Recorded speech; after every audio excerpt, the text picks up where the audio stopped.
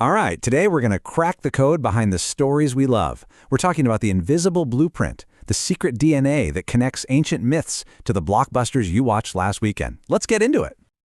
Have you ever been, watching a movie or deep into a book, and you get that weird feeling of déjà vu? Like the characters are new, the world is different, but you just know you've seen the shape of this story before. Well, you're not imagining things. And that's exactly what we're going to unpack. See, this familiarity isn't just a coincidence, and it's definitely not because Hollywood is running out of ideas. It's because storytellers, whether they know it or not, are tapping into something ancient, something powerful. You could almost call it a kind of narrative DNA. So, what are we really talking about here? The official term is mythic motifs. Basically, think of these as the fundamental building blocks, the source code for countless stories. They're these recurring patterns that you can spot absolutely everywhere, from Greek tragedies all the way to the latest sci-fi epic. Okay, so why do these patterns have such a grip on us? What's the secret sauce? It's because they plug directly into what it means to be human. They give a shape and a voice to our deepest fears, our biggest desires, and all of our hopes. They feel universal because, well, our core emotions are universal. Let's look at a couple of big ones. First up, we have one of the most powerful and, let's be honest, heartbreaking motifs of all time, the story of the star-crossed lovers. This is the ultimate story of a love fighting against absolutely impossible odds. Of course, Shakespeare himself gave this whole idea its most famous name in Romeo and Juliet. And star-crossed? That literally means the stars, fate, destiny, the universe itself are aligned against the couple. It's a romance that is basically doomed from the very beginning by forces way, way beyond their control. Now this is where it gets really cool. Just look at how this same pattern shows up in totally different ways. For Romeo and Juliet, the wall between them is a bitter family feud. In Wuthering Heights, it's a bit more complicated. It's social class, sure, but it's also their own pride and ego that keeps them apart. And then you have the Radha Krishna myth, where the obstacle is reality itself. Their love can't be a normal worldly thing, so it becomes this incredible symbol of spiritual devotion. It's the same core DNA, just expressing itself in different stories. Okay, let's switch gears to our next big motif. This one is all about perfection and the tragedy of losing it. We're talking about the garden motif, or the story of a paradise lost. So, any story using this pattern starts in a place of total purity. The garden might be a literal place, like the Garden of Eden, but it can also be a state of being, like the innocence of a child before they understand the world, or a soul that hasn't been corrupted yet. It's a world before any pain or suffering. But you know where this is going, right? That perfection never, ever lasts. The second crucial part of this motif is always the fall. This is that moment everything shatters, the mistake, the transgression, that moment of losing innocence that throws our characters into a world of conflict, of suffering, of moral chaos. And this is a brilliant illustration of how versatile this pattern is. On one hand, you've got Milton's Paradise Lost. This is epic scale. The garden is a divine paradise, and the fall is about all of humanity losing its connection to God.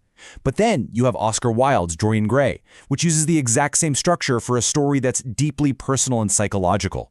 For Dorian, his garden is his own perfect youth and beauty, and his fall is his slow descent into moral ugliness. So whether we're talking about a love doomed by the universe or an innocence that's lost forever, we're seeing these same foundational blueprints at work. This is exactly why these stories still hit so hard, centuries and centuries after they were first imagined. So, what's the big takeaway from all this?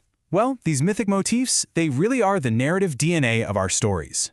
They work so well because they give us structure to these huge, universal human experiences we all go through.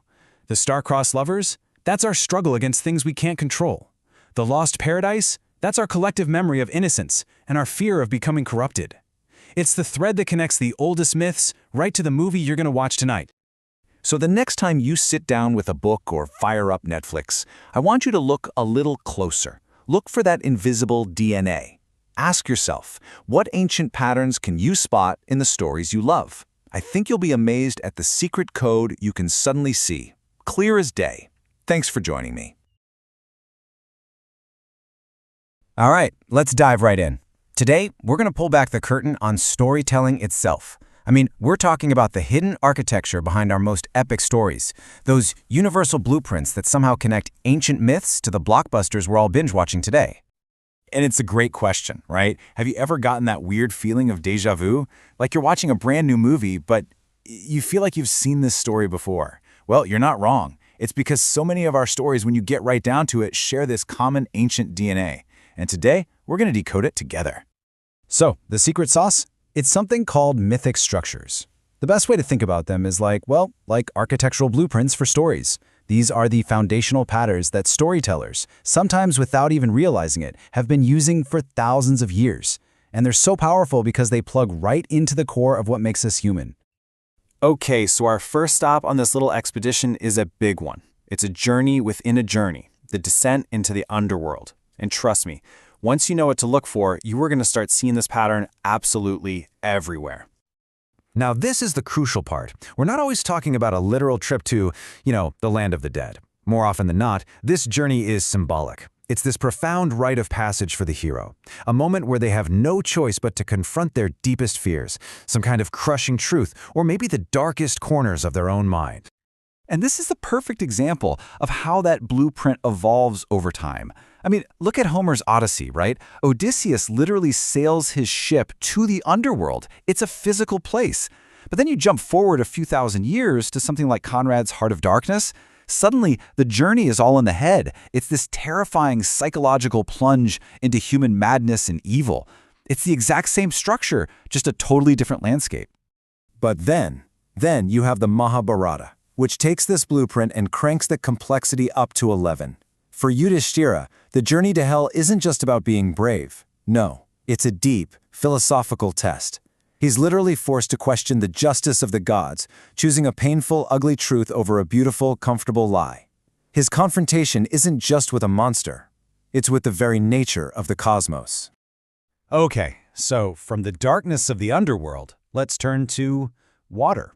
Our second blueprint is a story that you can find in nearly every corner of the ancient world, the Great Flood.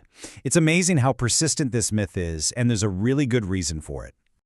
At its heart, the flood is the ultimate cosmic reset button. Yeah, it's about destruction, for sure. But what's even more important is what comes after, purification and rebirth. It's this idea of violently washing away all the corruption and rot, creating a totally clean slate for a new and, hopefully, better world to begin. And what's so cool is the sheer range of this idea. I mean, you've got the super literal flood myths from all over the world. Noah's Ark, Utnapishtim and Gilgamesh, Manu in Indian mythology. But then you can look at a modern allegory like Lord of the Flies. There's no actual water, no flood, but the savage society those boys build is symbolically cleansed when the adults finally show up. See? The structure holds up even when the water is completely metaphorical. All right, this brings us to our final blueprint. And honestly, this might just be the most universal, most fundamental story of them all. The Great Cosmic War. The epic battle between good and evil. This is the engine that powers so many of our favorite stories. But let's get one thing straight. We're not just talking about swords and shields and clashing armies here. These cosmic wars, they're fought over ideas, over principles. They're these huge, epic struggles for the moral and spiritual soul of the entire universe. The stakes literally could not be higher. And you can see the sheer philosophical depth of this in the Indian epics. Take the Ramayana. It's a pretty clear-cut battle of righteousness versus unrighteousness.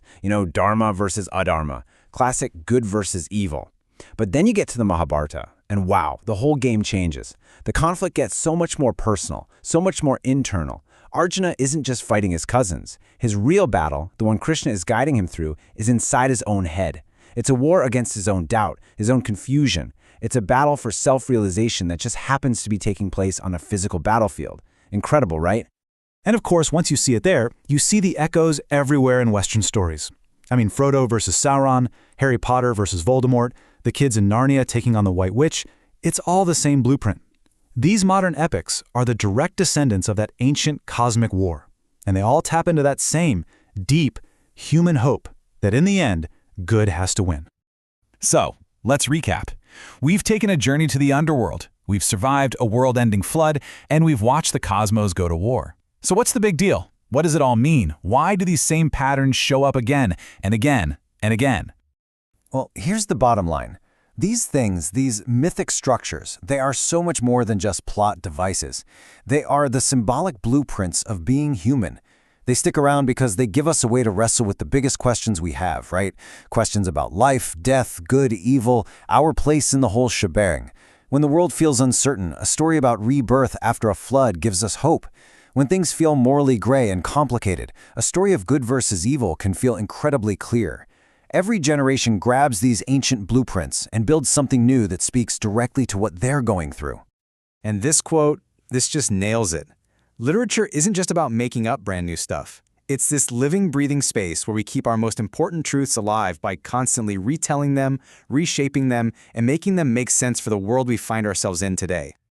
So, I'm going to leave you with a little challenge. Now that you know about the blueprints, now that you can see the architecture, start looking for it. Look for it in the movies you watch, the books you read, heck, even in the news headlines. And ask yourself, what timeless story are you seeing retold right now? Thanks for joining me on this one.